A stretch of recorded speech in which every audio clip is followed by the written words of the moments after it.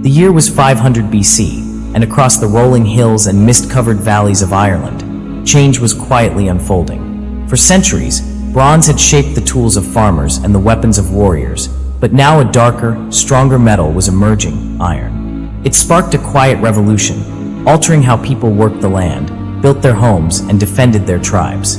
In scattered settlements, blacksmiths bent over glowing furnaces, hammering out iron blades that cut more fiercely than bronze. With these new tools, fields were plowed more deeply, harvests grew larger, and clans could support greater numbers. Society became more complex, with chiefs and warriors rising in power, their authority often displayed through lavish feasts and sacred rituals. It was also the age when Celtic influence began to sweep across the island. Through trade, migration, and storytelling carried over the seas, new ideas mingled with old traditions.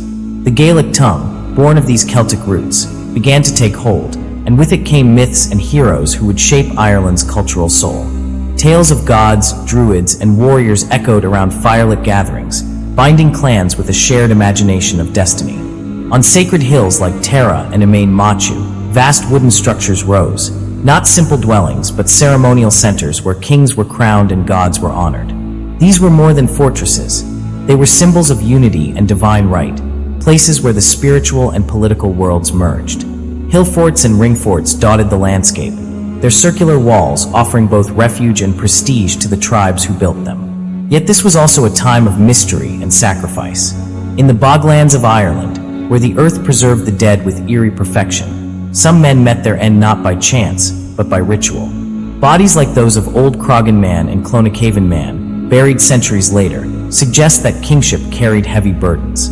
When rulers failed, they were offered to the gods in ceremonies that blended power with death, ensuring balance between the people and the unseen forces that ruled their world.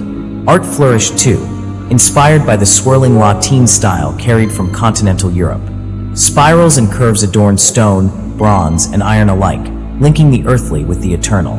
The Castle Strange stone in Roscommon still bears witness to this artistic flowering, its patterns carved by hands long vanished. By 500 BC, Ireland stood at the threshold of a new era. Iron myth and ritual had transformed the island, shaping a society both fierce and imaginative. Though centuries would pass before written records appeared, the echoes of this age still linger. In the legends of heroes, in the stones of ancient forts, and in the silent bogs that hold their secrets.